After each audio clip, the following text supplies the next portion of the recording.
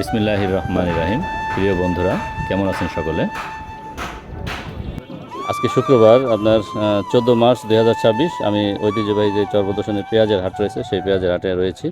আজকের পেঁয়াজের দাম দর কত সেটা জানার চেষ্টা করবো। আমাদের এক পাইকার ভাই রয়েছেন। এখানে কি নাম আপনার?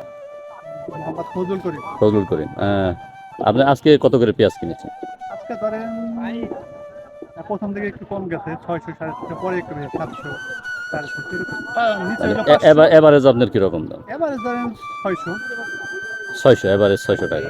তো এই যে রেট, এই রেটে তো মানে কৃষক ঘরে টাকা নিতে পারবে না। না না, অনেক লস। অনেক লস, অনেক লস। আমরা যতটুকু জানছি যে কৃষকের 1 বিঘা জমি চাষে তাদের একেবারে সার, সেচ এবং ক্ষেতে থেকে হাটে আনা পর্যন্ত প্রায় 80-90 হাজার টাকা খরচ যায়। হ্যাঁ, আবার ফলন ভালো হলেও আপনার 80-90 মণ পেঁয়াজ হয়।